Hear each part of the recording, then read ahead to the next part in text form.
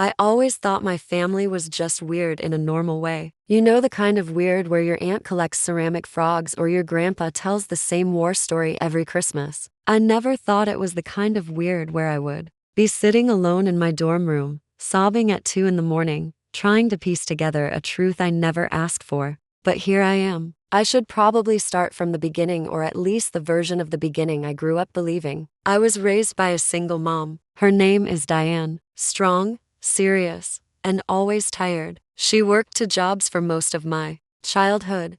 Mornings at the library and nights cleaning offices. We didn't have much, but she made it work. We lived in a small apartment, shared a bedroom until I was 10, and spent Saturdays doing laundry and eating cereal straight from the box while watching reruns. I didn't question the absence of a dad. When I asked, she always gave me a calm, short answer. He wasn't ready to be a parent. That was enough for a while. I didn't know any different. I had friends with divorced parents or stepdads or distant fathers. It wasn't weird to me, but looking back, I can see there were little cracks, tiny moments I brushed off, like the way she'd pause when someone asked about my last name, or how she'd avoid school events where other parents would be. She didn't like being photographed, especially with me. It felt like a quirk, and honestly, I inherited a lot of those. I was shy, smart but quiet. I never liked being the center of attention. I kept my head down, got good grades, helped my mom, and assumed we were just a simple little team of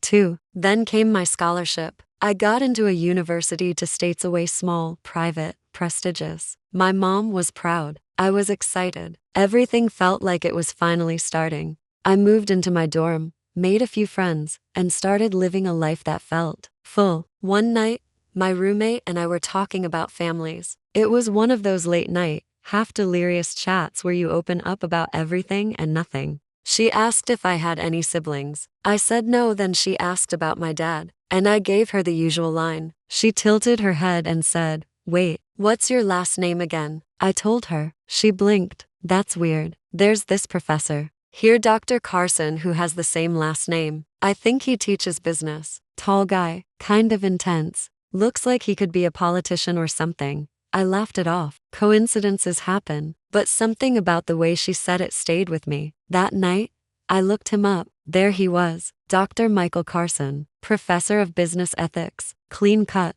confident smile, and something about his eyes felt familiar. But I pushed it away. It was just a weird coincidence. I didn't tell my mom. I didn't want to make it a thing, until I accidentally did. A few weeks later, I went home for a weekend. I brought up the coincidence over dinner, just casually. My mom dropped her fork. Literally, it hit the plate with a loud clink, and she froze. Her face went pale. "What did you say his name was?" she asked. I repeated it. "Dr. Michael Carson." Silence. I asked her what was wrong, but she shook her head. "It's nothing," she said, but her hands were shaking. And that's when I knew something wasn't nothing. Something was very, very real. And I was about to find out just how much I didn't know. The thing about secrets is they never stay secrets for long, especially once you realize there's one. That night after dinner, I couldn't shake my mom's face from my mind. The way her hands trembled, the way she wouldn't look me in the eye. I kept replaying it over and over. I tried to drop it, to move on, but I couldn't. So the next morning, while she was out getting groceries, I did something I hadn't done in years. I went digging. I started with the hallway closet, old boxes, photo albums, random paperwork. Nothing that screamed family secret until I opened a worn manila envelope tucked between 2 photo albums. Inside were papers, birth certificates, old medical forms, school enrollment docs. My birth certificate was there. I'd seen it before, but this time I looked closer. Under father's name, it was blank. Not a line, not a hyphen, just empty. I knew that already. But what I hadn't noticed before was the hospital name, a different one than I remembered her mentioning. Then, at the very bottom, a faint stamp that read, "Copy reissued upon request. Original certificate modified." Modified. My chest tightened. I felt dizzy. I put everything back and waited. When my mom got home, I confronted her, not angrily, just carefully. I told her I saw the birth certificate. I asked why it said it had been modified. At first, She tried to brush it off, but I didn't let it go this time. I told her I needed the truth. I was old enough. She sat down, silent for a long time. Then she finally spoke. His name is Michael Carson, she said. The professor. My heart dropped. My roommate hadn't been imagining things. That man really was my father. I asked her why she never told me. She took a deep breath, like she had rehearsed this in her head for years. Because he made me promise I never would. According to her, they met when she worked as a part-time research assistant while in community college. He was visiting to give a guest lecture. They had a brief relationship, nothing serious, but when she found out she was pregnant, she told him, and he panicked. She said he offered her money, told her to take care of it, but she refused. She wanted me, he didn't, so she walked away. But he didn't want any connection to me, not legally, not emotionally, not financially. In exchange for a small payout and his silence, she agreed to never put his name on the certificate or contact him again. At the time, she thought she was protecting both of us. I didn't know what to say. I didn't even know what to feel. Anger, betrayal, shock, all of it probably. And then came the guilt, because suddenly, my whole life felt like something I wasn't supposed to exist in. I was someone's shame, someone's mistake, and that someone was walking around campus, lecturing about ethics and shaking hands like he hadn't erased an entire human being. The next week back at school, I couldn't concentrate. I saw his name everywhere on emails, flyers, announcements. Every time I saw him, I felt nauseous. Once, I passed him in the quad. He walked right past me like I didn't exist. And why would he? To him, I didn't. But to me, he was suddenly the loudest question in my life. My friends noticed something was off. One night, I told my roommate everything. She sat in stunned silence. You have to confront him, she said. You deserve answers. But I didn't want answers from a man who threw me away before I was even born. Still, I needed something. Closure, maybe. Or just the chance to look him in the eye and know I wasn't imagining it. So I did something reckless. I signed up for his office hours. I told myself I was just going to observe, just walk into his office hours and see what he was like up close. But the moment I saw him sitting behind his desk, scribbling notes on a yellow legal pad, I froze. It was eerie how much I looked like him. Not just the hair or the eyes, but the way his brow furrowed while concentrating, the exact same way mine does when I'm stressed. I stood there a little too long, and he looked up. Can I help you? He asked. I stepped in, closed the door, and said, I think you might be my father. His pen stopped moving. He looked at me for a long time, not with confusion but with something else, recognition. That confirmed everything. He didn't say anything for at least 10 seconds, then quietly replied, Your mother promised she'd never tell you. Just like that. No shock, no denial, just resignation. It was like I'd just ruined his afternoon meeting, not dropped a nuclear truth bomb. I sat down. My hands were shaking. I asked him why. Why he didn't want me. Why he paid her off. Why he got to live a life of prestige and power while I grew up with questions and gaps and a constant feeling of being not quite enough. He said, because I wasn't ready, and I was scared, and because it was easier that way. I wanted to scream. I wanted to yell at him that easy doesn't make it right. But all I said was, you don't even know who I am. He looked down at his desk and said, No, and I never will. That hurt more than I expected. He didn't ask how I was doing, what my life was like. He didn't ask about school, or even what my name was. He just wanted the moment to be over. I stood up, turned to leave, and before I walked out, I said, You regret this one day. I walked down the hall like I was in a dream. That was it? That's all he had to say? I wanted a breakdown. I wanted him to cry or beg or apologize. But instead, I got silence. I didn't tell my mom I saw him.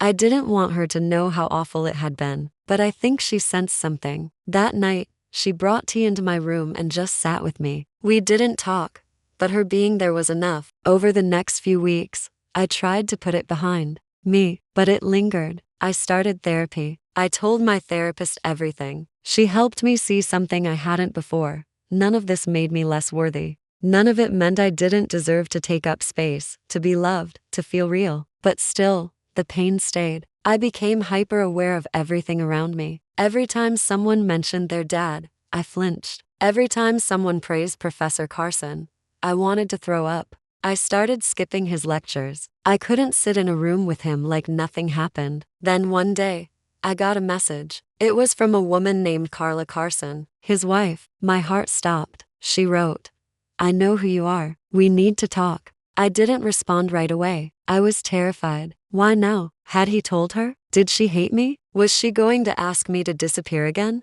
After a day of spiraling, I messaged her back. We met in a coffee shop off campus. She was older, elegant, and quiet. She sat across from me with the same face of someone holding something heavy. "He told me about you when you left his office," she said. "I've known about the situation for a while, but I didn't know he'd actually seen you." She paused, then added, "He's not proud of it. He'll never admit it, but he's ashamed." That word ashamed hit something inside me. I asked her why she wanted to talk. She said, "Because I didn't want the only story you had about him to be what you saw that day." She reached into her bag and pulled out an envelope. Inside were photos, pictures of him, of us, from far away, mostly. One was of me at a science fair in 7th grade. He was in the background. Another from a piano recital. Again, there he was, standing at the back of the room. "He watched from a distance," she said. "He never stopped." I felt sick. I didn't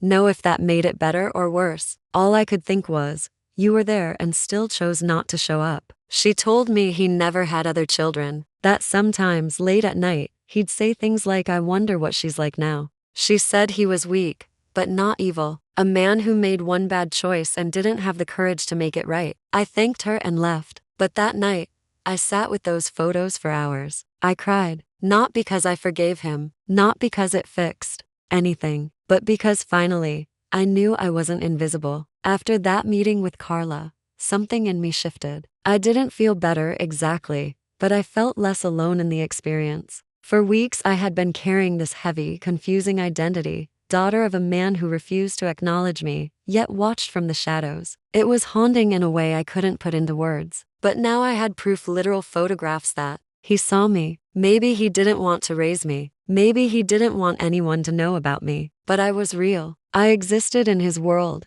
even if only as a secret. That knowledge was weirdly empowering. I didn't forgive him. I don't think I ever truly will. But I started letting go of the question that had plagued me most. Was I unwanted? The answer was still murky, but not a flat-out yes, and that small shift helped me breathe a little better. Still, I didn't tell anyone else about the photos, not even my mom. I wasn't ready to see her hurt all over again, knowing that he had been lurking at my childhood events without saying a word to her. I started journaling more. Writing helped me organize the mess in my brain. I wrote letters I never planned to send. One to him, where I laid everything out, what he missed, who I had become, how small he made me feel. One to my mom, thanking her for choosing to raise me alone. And even one to Carla, because I couldn't stop thinking about what kind of woman it took to sit across from her husband's secret daughter and offer compassion. Things were going okay until I got an email from the university. They wanted to feature Professor Carson in an alumni spotlight, a video interview, a celebration of his legacy.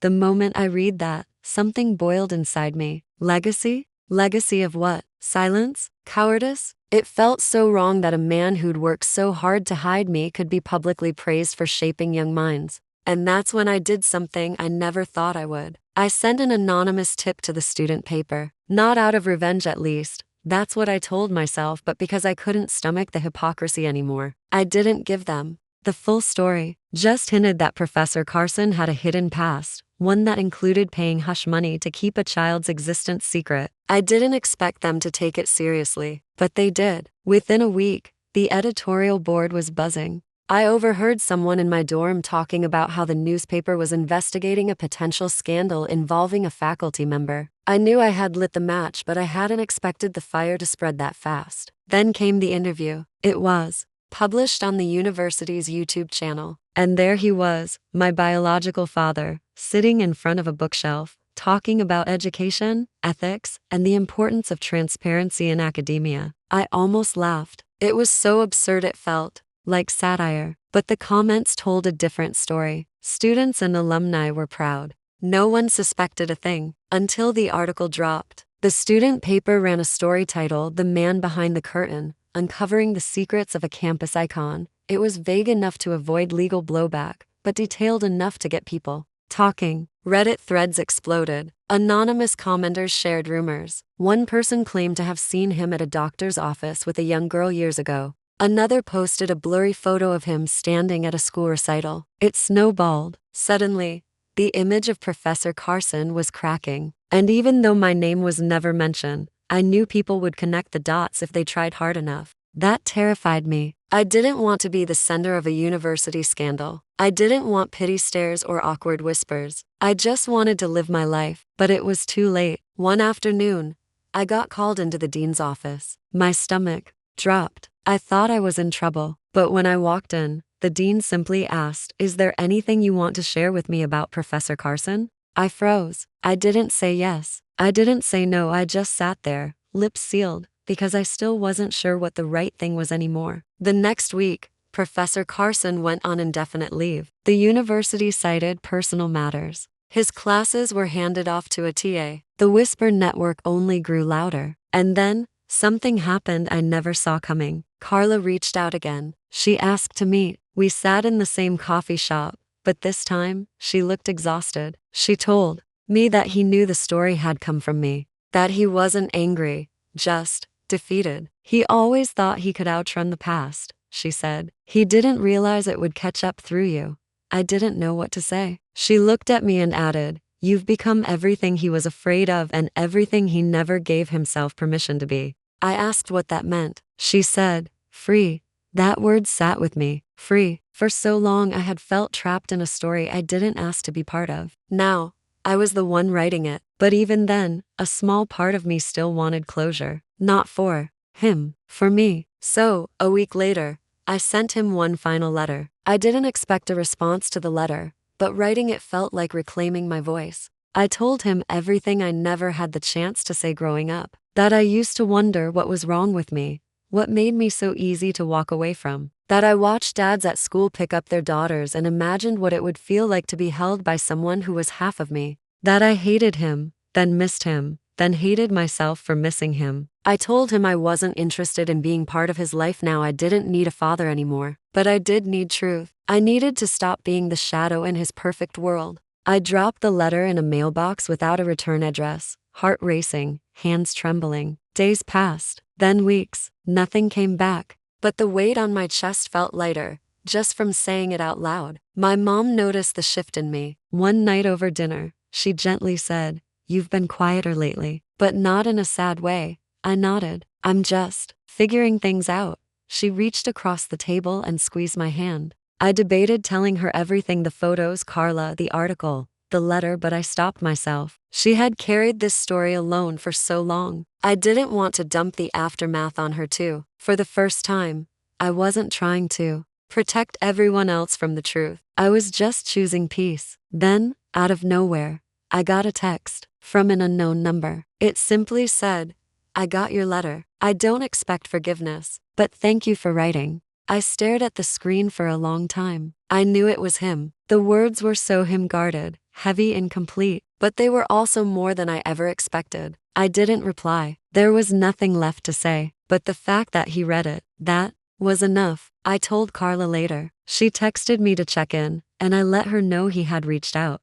She replied, "He's been quieter too. That means he's thinking." That was her way of saying he was hurting. And a small part of me hoped he was, not out of cruelty, but because if he was hurting, then maybe he finally understood what he did. That he didn't just erase me from his life, he carved a hole into mine. Fall came. Campus was buzzing again. The scandal had faded, replaced by new gossip, new distractions. Professor Carson was still on leave, and rumor had it he was resigning quietly before the end of the semester. I no longer felt like the center of it all. I was just a girl in a hoodie walking to class, sipping overpriced lattes, highlighting textbooks like her life depended on it. But something in me had changed. I was no longer shrinking to fit into the version of the world he created, the version where I didn't exist. I was reclaiming space. My story. One afternoon, while I was studying in the library, someone tapped my shoulder. I turned around, and to my complete shock, it was Carla. In person. I blinked. "What are you doing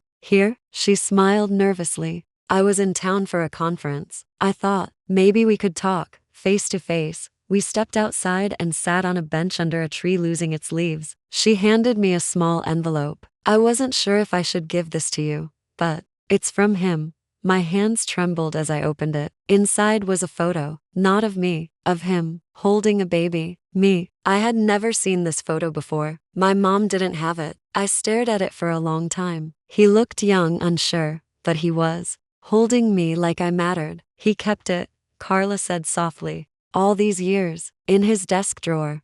I couldn't speak. My throat closed up. He said he always wanted to tell you, but didn't know how to face what he had done. Then why didn't he? I asked finally. She looked down. Because shame is louder than love sometimes. That sentence hit me in the chest. We sat there in silence. Then she said, he's stepping down, fully, and he's going to therapy, real therapy. I didn't ask for updates on his life, but I appreciated the honesty. He's not a good man, I said, but maybe he's trying to be better. She nodded. And that's because of you. The next day, I printed the photo and slipped it into my journal. I didn't show anyone. It wasn't about proof anymore. It was about closure. Later that month, I went home for a weekend. My mom was folding laundry when I walked in. I sat beside her and said, "Can I tell you something?" She looked at me a little nervous. Of course. And finally, I told her the whole story, Carla, the coffee shop, the photos, the article, the letter, everything. She listened quietly, tears in her eyes, then pulled me into the tightest hug. "I'm so proud of you," she whispered. "Not just for surviving all this, for choosing yourself through it." I cried into her shoulder, and for the first time, it didn't feel like I was carrying the secret alone. We were both survivors of his silence, but we were louder now, braver, stronger, and I wasn't done yet. A few weeks after my conversation with Mom, I felt like a weight had lifted, but something still lingered. It wasn't anger anymore, not fully. It was the ache of a question I hadn't asked out loud yet.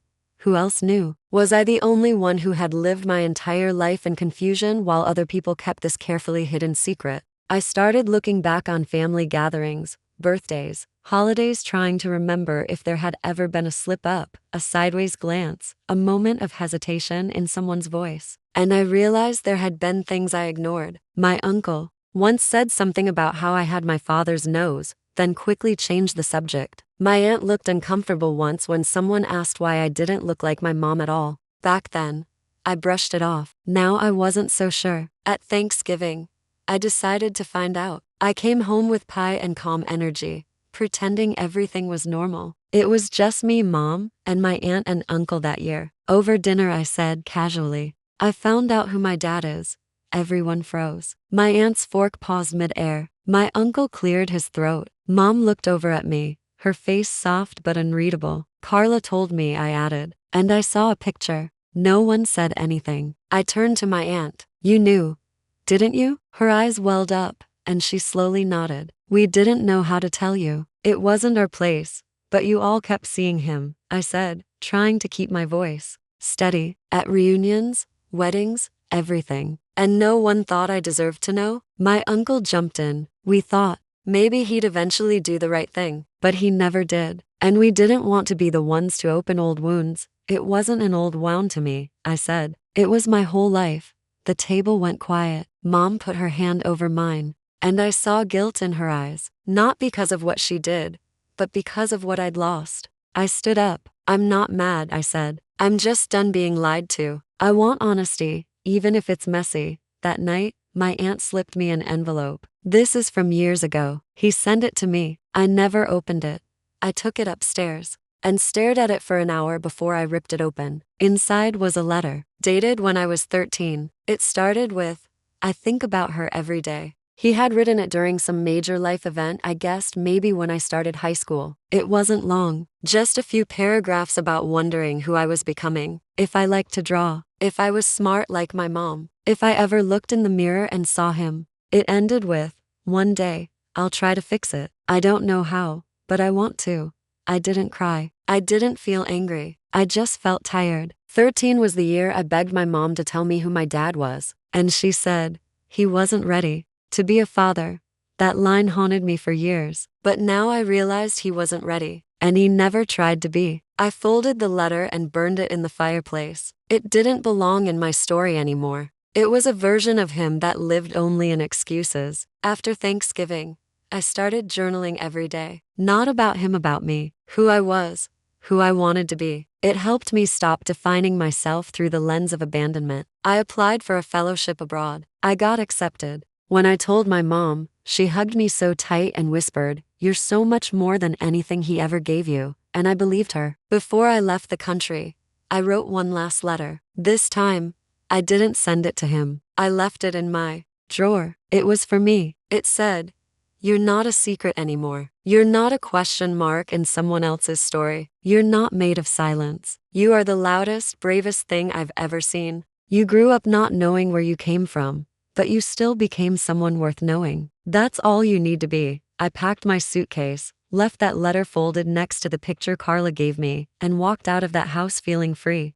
Not fixed, not healed all the way, but free. And for the first time in my life, I wasn't carrying someone else's shame. I was carrying my own name fully, loudly, and on my own terms. Living abroad gave me the kind of space I didn't know I needed. For the first time, I was in a place where no one had preconceived notions of who I was or who I was supposed to be. There were no whispers, no glances between family members, no guarded conversations. Just me, a new language, a new culture, and the freedom to rebuild my identity from scratch. I started introducing myself with more confidence. I used to avoid personal questions like, "What's your family like?" But now I answered honestly. "Complicated," I'd say with a small smile, and sometimes that was enough. I made friends who never knew me as the girl with a missing father. They just saw me as Riley. I was thriving, writing more than ever, exploring cities on my own, finding joy in little things like choosing flowers at a weekend market or ordering coffee in a foreign language without messing up. But there were quiet nights when the questions still crept in. Did he ever think about me now? Did he know I was gone? Would he even notice if I never came back? I didn't dwell on it too long, but the thoughts always lingered around the edges of my mind. One evening, I got an email from Carla. The subject line was, "He's asking about you." My heart sank and raced at the same time. I opened it and found out that he had reached out to her again. Apparently, he'd learned through some family grapevine that I was abroad, and he wanted to talk. He told Carla he regretted not stepping in sooner, that he'd been watching from a distance for years, but never knew how to come forward without hurting everyone involved. I didn't know how to feel. He had so many chances. Why now? Was it guilt? Or was he just curious? I didn't reply. I needed time. I sat with it for days. Eventually, I sent Carla a message. "Please tell him I'm doing well, but I don't need him to explain anything to me. I don't need anything from him." I hit send and felt a strange wave of relief. Saying I didn't need him used to feel like lying, but now, it felt real. I had built a life without him. That wasn't bitterness, it was truth. Still, I was curious. I looked him up one night, found his professional profile online. There he was, smiling in a suit, with all these accolades, and words like family-oriented in his bio. I stared at it for a long time. It didn't make me cry. It made me feel like I was staring at a stranger who had once been a ghost. Someone I imagined 1,000 ways, but who never imagined me into his world. I closed the tab and went to sleep. A few months later, while visiting a museum with friends, I saw a painting that stopped me in my tracks. It was a portrait of a girl maybe my age standing at a doorway. Her face was calm, but her eyes were sad, like she'd been waiting for someone who never came. The placard read, "Unspoken." It felt too real, too close. When we left, I went back to my apartment and cried. Not for him, for the version of me that used to wait at the door. The girl who used to believe that if she was good enough, someone would show up for her. That girl didn't exist anymore. She'd grown into someone who knew her worth wasn't determined by absence. That night, I wrote a poem. I didn't show it to anyone, but it ended with, "I am not the missing part. I am the whole story." And that was the truth. I was the one who filled in the blanks. I was the one who rewrote what family meant to me. The people I met abroad, they became my family in ways that felt pure and mutual. We celebrated birthdays together, cried during hard weeks, cheered each other on during milestones. Not once did I feel like I was someone's secret. I was seen. I was chosen. And for the first time, that was enough. Eventually, I had to come back. My visa was expiring, and though I toyed with the idea of staying illegally or transferring somewhere new, deep down I knew I had unfinished business at home. Not with my father, not even with my family, but with the version of me that still lived in that old city, in those memories, in the unspoken silences that had shaped so much of who I'd been. Coming back felt like walking into a cold room you used to live in. Everything was familiar, but nothing really fit anymore. My mom picked me up from the airport. She looked older, more tired. There was a strange tension between us, like we both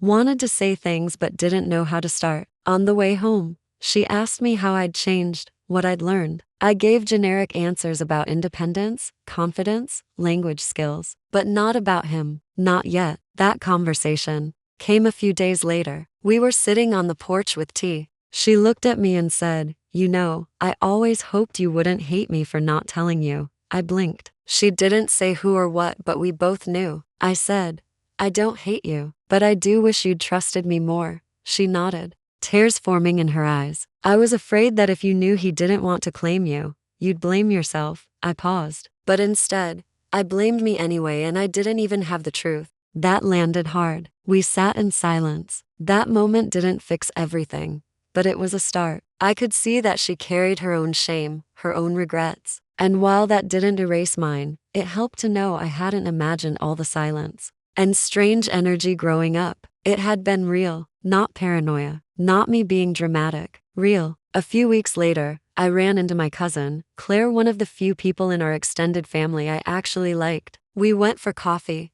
and after a long pause in our catch-up conversation, she said, "You know, I always wondered how much you knew." I looked at her. "About what?" She hesitated. "About how they kept you hidden from his side."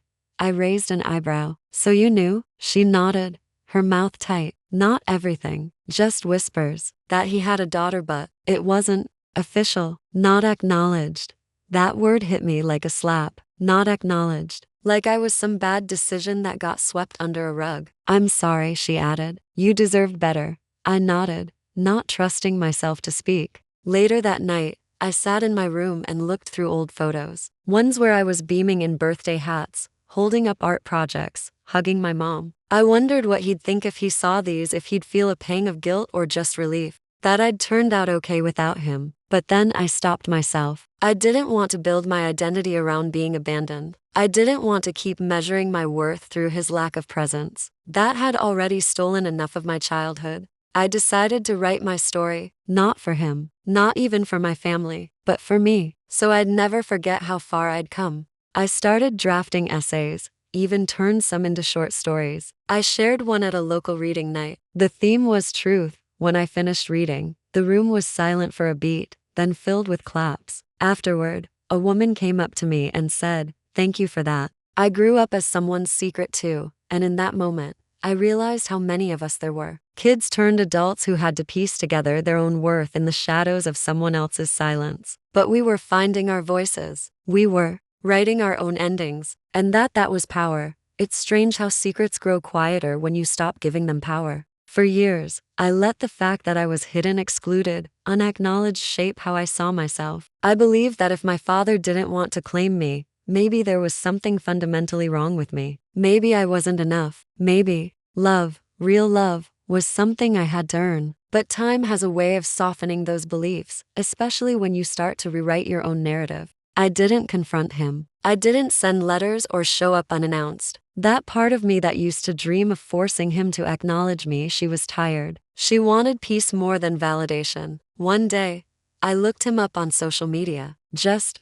curiosity. He looked older, like life had moved on without much pause. There were pictures with his real family, vacations, celebrations, holidays. I stared at those images longer than I should have. But instead of feeling bitter, I felt distant, detached, like watching a stranger's life through glass. And I realized, for the first time, I didn't want to be part of that story anymore. I was building my own, one that didn't rely on someone else's approval or permission. I graduated, found work I loved, made real friends, the kind who saw all of me and didn't flinch. I fell in love slowly, carefully, with someone who knew my story and didn't treat it like a red flag. He held space for all the messy, complicated pieces of me, and I stopped hiding them. I stopped shrinking. My mom and I were closer now. There are still moments where I feel the weight of what she didn't say, the choices she made, but I see her clearer now, not just as my mother, but as a woman who was scared and doing her best. She apologized again,